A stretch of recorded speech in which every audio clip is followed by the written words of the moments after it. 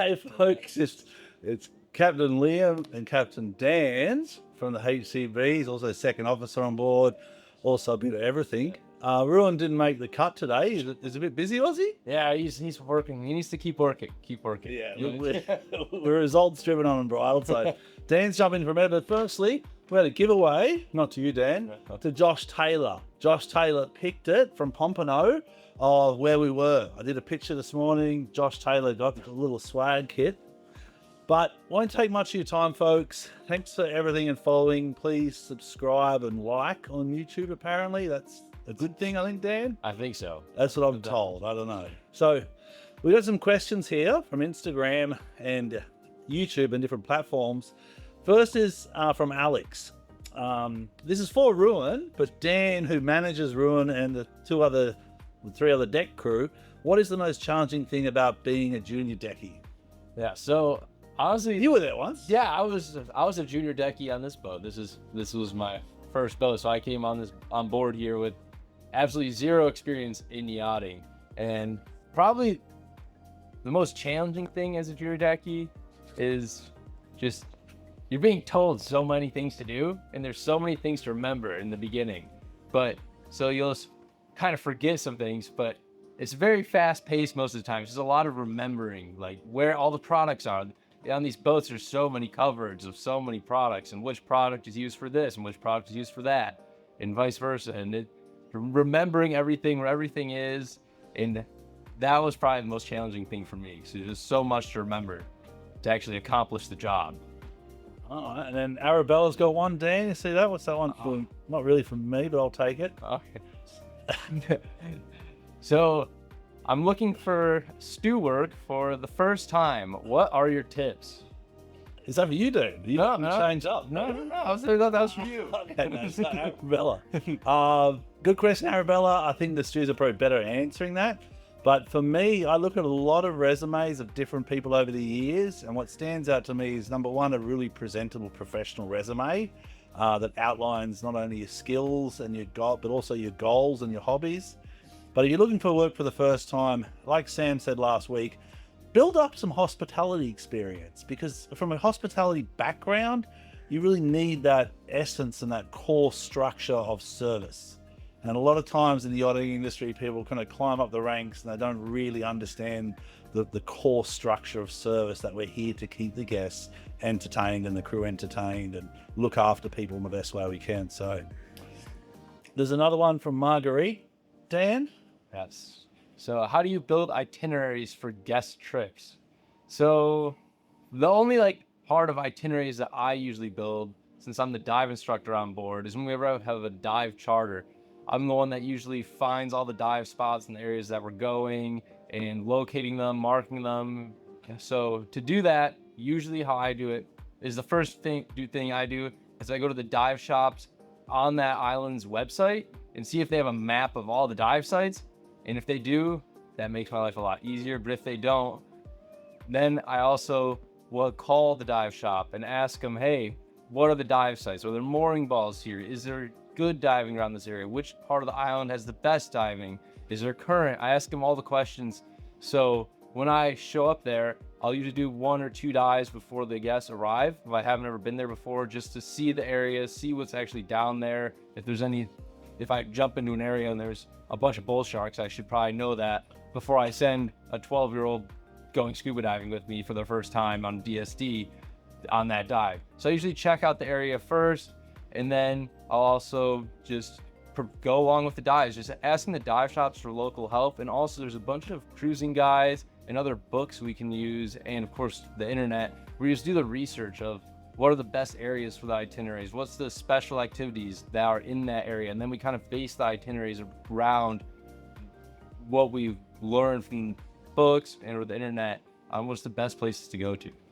Yeah, true, but it's also every department does a similar thing, correct? Yeah. Like on that last charter, we had Sam and Tiff working together to find all the shore attractions. Yeah. We also had Eddie in finding all the gyms and workout areas, because that was a requirement of the guest, and spas and stuff. And then I look from a Anchorage point of view. So we all bring it together, but one of the platforms that we've we found very successful is Charter Itinerary, the one we met in Antigua. Yeah. And we've been using their platform for about 3-4 months now, and the captain's section came out, or a new upgrade. And that's what we use going forward. It's a really easy platform to use, and it also shows you the highlights of what's ashore based on previous feedback as well. So that's kind of what I use. And then also, like you're saying, local knowledge, history, other captains. But it's a good question. Here's another good question from Jason. How can you progress on the same yacht as a junior deckie? And I think this is for Ruin, because Ruin's been with us nearly a year. Yeah.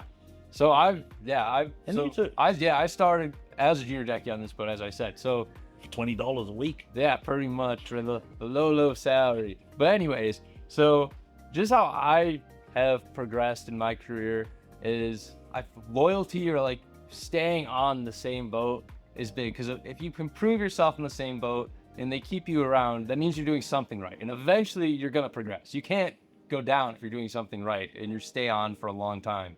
So that's what I've learned as well. And also just developing your skills as a junior deckie. So try to go practice tender driving, try to improve your painting skills, do a bunch of, learn more, do courses, do your radio course, do your yacht master, get captain's licenses, and that will really help you progress to get a higher salary, or also get promoted to lead deckhand. And also you have to show the people on board or your higher ups that you're responsible enough. You're not going out partying every night, coming to work wrong, like hungover or anything. You don't want to be doing that because it just doesn't look good. If you're just professional, you do your job, you do it well, you're gonna eventually get promoted and actually work your way up through the ladder on the boat that you're on. Yeah, well, you're off your next, I think it's 3 years now? Yeah, I've been on around 2.5 years. 2.5. Yeah, your 3-year review's coming up, and you're doing more courses now. Yeah. So it's what you bring to the table as a captain as well. It's like, I started doing, at 14, doing fishing boats and dive boats and wetsuits. And like you're saying, if you're loyal and you're committed and you show up on time, day after day, just be consistent. And then after a year, when you have the opportunity to review, bring something to the table. Like you're bringing a new captain's license. Yeah. I keep thinking you should be a course director, Dan. But that's a lot more than just a captain's. I know, but Dan's a wonderful diver, but every year he brings more to the table. So therefore, we get to review the wage and increase between 5-10%, and other benefits that go along with longevity in the same position. That's a good question. Is there any questions from the audience at all yet? Yeah, we've got one here from Jessica. How are boss trips and charters different? I've done both a lot in my career over 25 years, privately owned and charter yachts. They're similar in the standard. Private yachts want the same standard. Charter boats want the same standard. And they want better and better each time they come back as a charter guest and each time as they come back as a private owner. How are they different? That's a tough one. I don't know, Dan. What do you think? How are they different? I'd say we do boss trips and charter trips. Yeah. So I'd say for the boss trips, the preparation is usually easier because you know what they like to do already. You know their preferences. You know what they're most likely gonna want to do on the trip itself. So you know the boss. So the charter guest to be a brand new charter guest that you've never met before. You don't know what to expect when they come on board. There's a lot of different personalities that charter boats. So some of the guests don't really want to talk to you or be bothered. Others are just always wanting to talk to you, always doing things with you, going wakeboarding, or they just chill and do nothing really. They just kind of sit around. So I'd say for boss trips, it's easier from the preparation because you know what you're getting into. You know what they're going to want. You know how it's going to most likely be, or in the general sense of what it's going to be. So that's what's easier about the boss trips. And then, yeah, that's all I can really say. That's a good point. I mean, when you say it's not easier, but the preparation is easier because we know them intimately. But the standard is probably harder for me when it's a private boat because they know what to expect. They know exactly how he likes his cup of tea. And when he comes on board, it's going to be exactly the same as lifetime, if not better. So I find ownership more challenging, therefore more rewarding for me personally.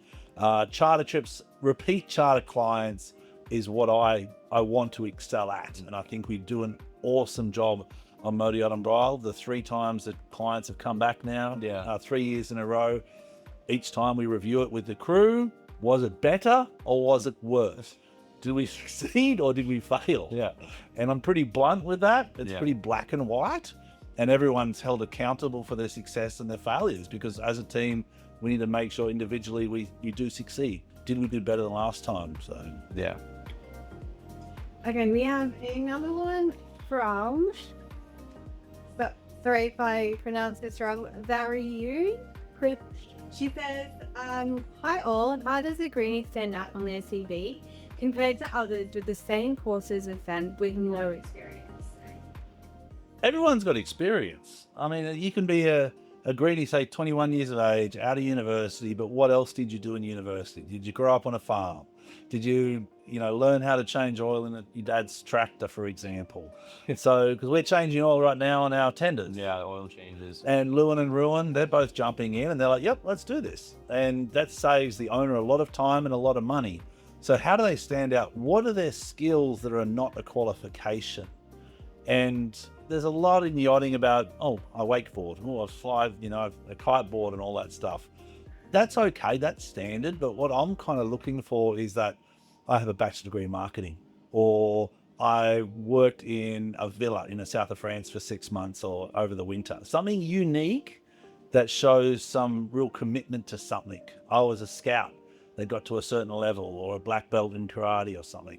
What do you think, Dan? What do you look for? Yeah, I would say when I look at CVs, usually it's just, if you read it and it's like, I don't like reading a really dull CV. I like at least some type of personality. A lot of CVs are all this da da da da da da da. If you had a little bit of personality in your profile picture, you're smiling, you look happy, you look like a happy person. That always helps, because it's better to have someone that's going to be happy around the boat, or looks like they have a good energy around, because you have to live with this person. So just seeing someone's CV, if you have the same CV, but you seem more presentable or just like happier, just your personality. I try to put a little bit of personality into your CV so they can kind of get the gist from just reading your CV.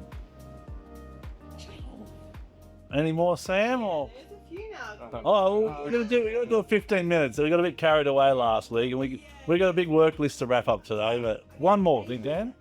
What's the most over-the-top thing it's hard to guess is that I asked for, but we did answer that last week. We did the pomegranate, your pomegranate, my monkey. Tune in to last week and have a look at that one. But what is your favorite crew activity? That's a nice one to end on. Working. Yeah, working. No, I really enjoy when we can get out on the tenders. So say we have the weekend off, we go on our HCB, we drive out, maybe we go fishing for a little bit, we go to a beach on it, we relax, or then go wakeboarding or something as a crew. I always find those days are really enjoyable, when you can just hang out and use the actual toys that are on board, like the wakeboard, that you don't get to use that often.